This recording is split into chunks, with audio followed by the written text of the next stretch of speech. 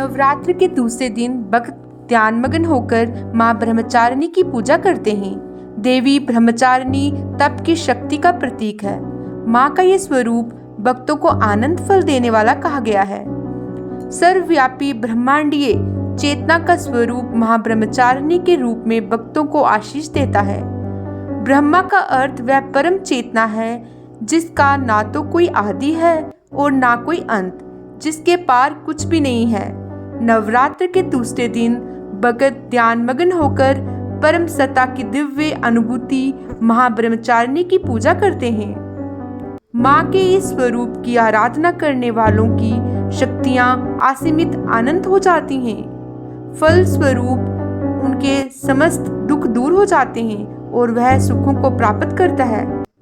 सत चित आनंदमयी ब्रह्मा की प्राप्ति कराना ही ब्रह्मचारिणी का स्वभाव है।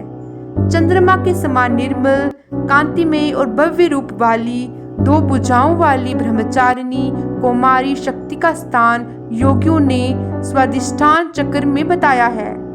इनके एक हाथ में कमंडल तथा दूसरे हाथ में चंदन की माला रहती है। अपने भक्तों को मां ब्रह्मचारिणी प्रत्येक काम में सफलता देती हैं।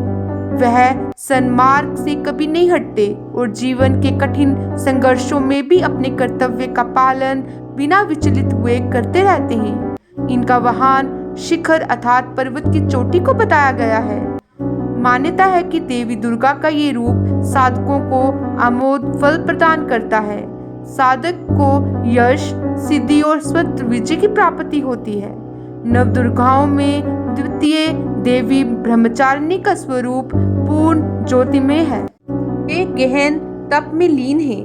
देवी का मुख दिव्य तेज से भरा है और भंगिमा शांत है।